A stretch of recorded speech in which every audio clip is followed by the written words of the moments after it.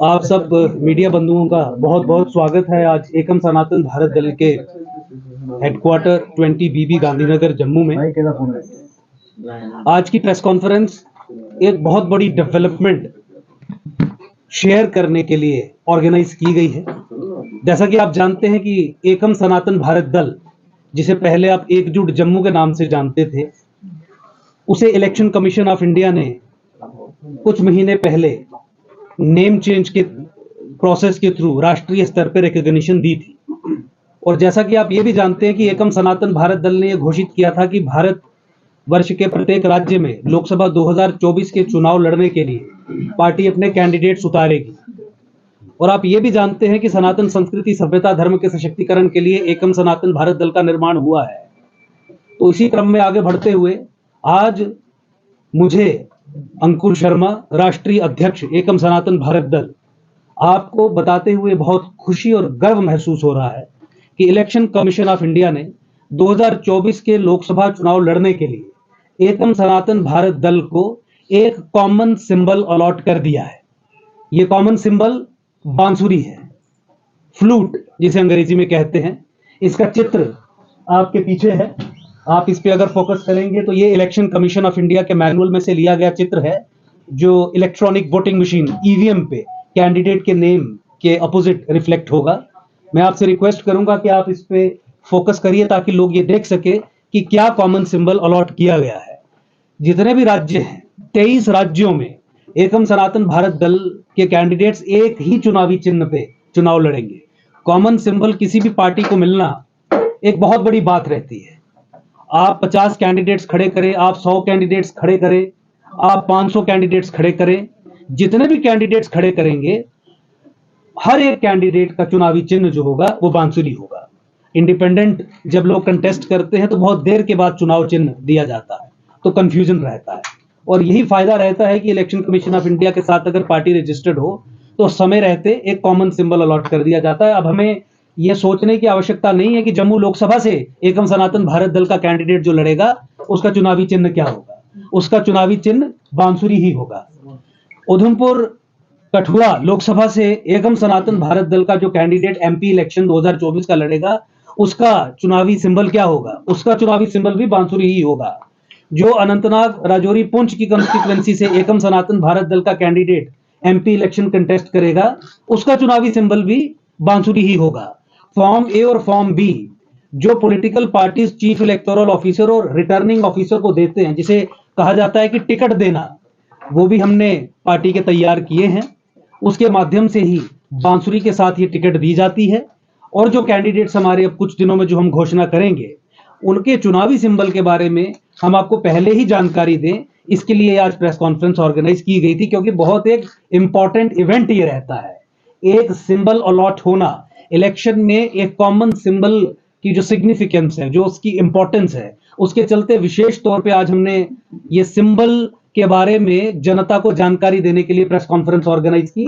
Election commission of India भी ये कहती है कि जनता को हर वो जानकारी दी जानी चाहिए जिससे जनता इफेक्टिवली इलेक्टोरल प्रोसेस में पार्टिसिपेट कर सके। मान लीजिए जनता मुझे मानती है कि ये बहुत अच्छे कैंडिडेट हैं और मैं इन्हें वोट देना चाहता हूं, कोई व्यक्ति ये सोचता है, तो उसके लिए ये जानकारी होना कि इस व्यक्ति के आगे सिंबल कौन सा होगा, नाम के आगे सिंबल कौन सा होगा, ये बहुत एक महत्वपूर्ण सूचना जो है वो रहती है। तो इलेक्शन कमीशन भी तरह तरह के तरीकों से ऐसी सूचना को पब्लिक डोमेन में रखने का प्रयास करती है। लेकिन जब एकम सनातन भारत दल को बांसुरी, देखिए नाम भी सनातन संस्कृति सभ्यता, और बांसुरी को आप सनातन संस्कृति सभ्यता सही जोड़ के देखेंगे, तो ये इलेक्शन कमीशन ने भी हमें ये अलॉट किया। और मान लीजिए ऊपरी कृपा भी हुई कि पार्टी के नाम के सम ही हमें सिंबल मिला, कॉमन सिंबल मिला। और बांसुरी सिंबल को अनंतनाग लोकसभा से एकम सनातन भारत दल अपने कैंडिडेट्स खड़े करेगा। क्यों खड़े करेगा?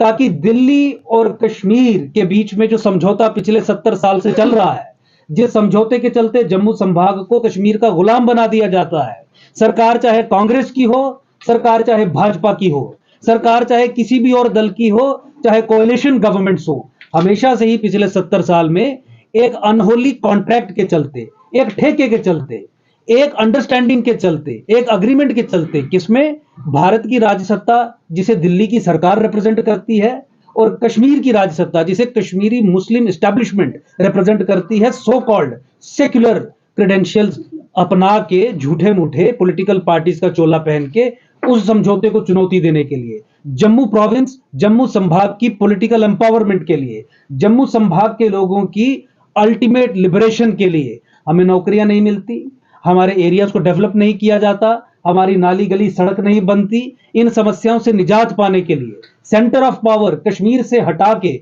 जम्मू में स्थापित करने के लिए। और आप सब ये जानते हैं कि चाहे डेमोग्राफिक इन्वेजन का मामला हो, चाहे जम्मू की पॉलिटिकल एम्पावरमेंट का मामला हो, पिछले कई वर्षों से एकजुट जम्मू और अब एकम सनातन भारत दल इस विषय पे अपनी बात रख रहा है, अपनी बात उठा रहा है और संघर्ष कर रहा है। हमने वो कानून तक खत्म करवा दिए जो कानून जम्मू संभाग के खिलाफ बनाए गए थे। हमने वो ऑर्डर तक मुख्यमंत्री के दफ्तर से निकले हुए ध्वस्त करवा दिए जिसका उद्देश्य जम्मू की डेमोग्राफी को चेंज करना था, जम्मू की सनातन संस्कृति सभ्यता धर्म को नष्ट करना था। इसलिए आपके माध्यम से आज मैं अंकुर शर्मा, राष्ट्रीय अध्यक्ष एकम सनातन भारत दल, जम्मू संभाग के लोगों से, कश्मीर से हमें कोई लेना देना ही नहीं है, जम्मू संभाग के लोगों से निवेदन करूंगा कि एकम सनातन भारत दल आने वाले 2-3 दिनों में जो भी अपने कैंडिडेट्स एमपी इलेक्शन लड़ने के लिए खड़े करेगा 2024 के इलेक्शंस में, बांसुरी के चिन्ह पे मोहर लगा के, या आप ईवीएम्स हैं तो बटन दबा के बांसुरी के सामने वाला आप एकम सनातन भारत दल के कैंडिडेट्स को विजयी बनाएं। एक ऑप्शन है, एक विकल्प है। बहुत सारी पॉलिटिकल पार्टीज यही कहती हैं, खासकर जो सत्ताधारी पॉलिटिकल पार्टी भाजपा है, ये चिढ़ाते हुए जम्मू संभाग के लोगों को कहती है कि तुम हमें वोट नहीं दोगे तो किसे दोगे, क्या तुम्हारे पास विकल्प है। तो आज विकल्प आपके सामने खड़ा है। आज वो जिम्मेवारी जो जम्मू संभाग के लोगों के कंधों पे थी कि एक विकल्प के रूप में कोई तो खड़ा हो, वो खड़ा होने का साहस हम दिखा रहे हैं। लेकिन मुझे लगता है कि हमें और बल मिलेगा जब जनता का सहयोग भी हमें ये साहस दिखाने के लिए प्राप्त होगा, जब जनता भी इस हमारे उपक्रम में हमारे पीछे खड़ी होगी। मैं जनता से बार बार ये अपील करता हूं कि एकम सनातन भारत दल आपके सामने एक विकल्प के तौर पे है।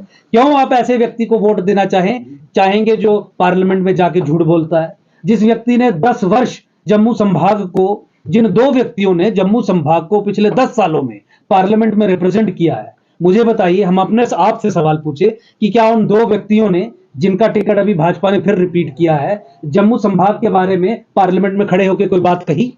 जम्मू संभाग पे जब विपत्तियां आई उस समय क्या ये पार्लियामेंटेरियंस आपको दिखे जम्मू संभाग की बात रखते हुए? रसाना में पूरा जम्मू संभाग एकजुट होकर कहता था कि सीबीआई जांच करवा लीजिए, हमारे मंदिरों को बदनाम किया जा रहा है, हमारे कुल देवताओं को बदनाम किया जा रहा है, हमारी सनातन संस्कृति सभ्यता धर्म जांच करवा दीजिए। ये इन्हीं पार्लियामेंटेरियंस का दायित्व था ना कि वहां पे दिल्ली में जाके पूरे देश को भी बताए, पार्लियामेंट को भी बताए, और सरकार भी नहीं की थी, प्रधानमंत्री को और बाकी लोगों को बताए कि जम्मू की इस मांग का सम्मान होना चाहिए। लेकिन नहीं हुआ। आप अपने आप से सवाल पूछिए, मैं भी अपने आप से सवाल पूछता हूं, 5 साल अगर फिर इन 2 लोगों को दे दिए या किसी दूसरी पॉलिटिकल पार्टी के नुमाइंदे को दे दिए जिसका पिछले 70 साल का ट्रैक रिकॉर्ड जम्मू विरोधी कार्रवाई करना ही था, तो मुझे बताइए जम्मू मजबूत होगा कि कमजोर होगा?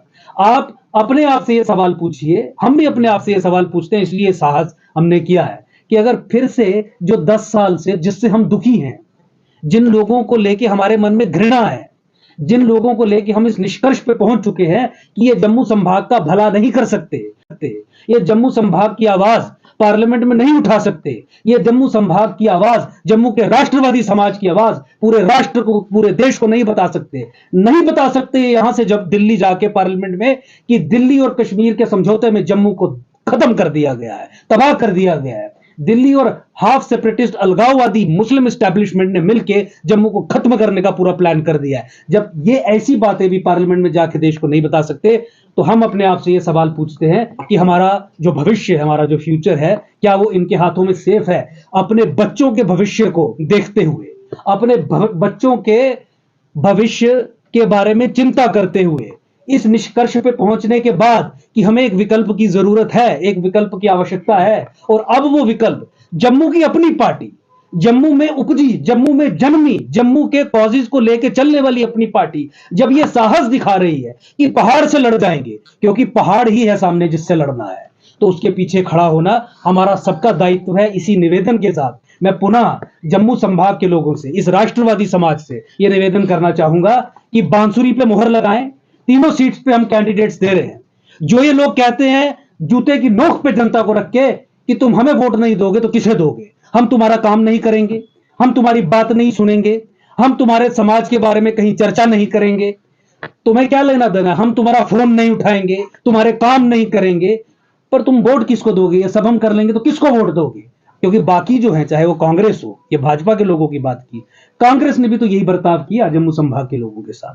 तो इसीलिए अगर जम्मू को गुलाम भाजपा कांग्रेस ने मिलकर आज तक रखा है, दिल्ली ने कश्मीरी मुस्लिम एस्टैब्लिशमेंट के साथ मिलकर जम्मू को सौंप दिया है, कश्मीरियों को सेंटर ऑफ पावर वहां पे शिफ्ट कर दिया है, तो इस गुलामी के खिलाफ आवाज केवल और केवल जम्मू संभाग का राष्ट्रवादी व्यक्ति उठा सकता है। वो आवाज उठाने का, इस कॉन्ट्रैक्ट को चुनौती देने का जिम्मा हमने अपने कंधों पे लिया है। मुझे पूरी उम्मीद है और पूरा विश्वास है कि जम्मू संभाग की पूरी जनता इसमें हमारा साथ देगी, क्योंकि साहस से लड़ने वालों के पीछे ही भारत का समाज हमेशा से रहा है।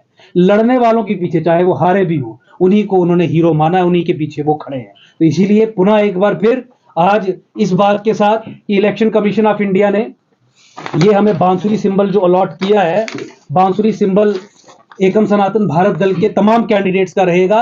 अब बांसुरी ही बजानी है, बांसुरी बजा के ही जम्मू के सशक्तिकरण का मार्ग प्रशस्त करना है।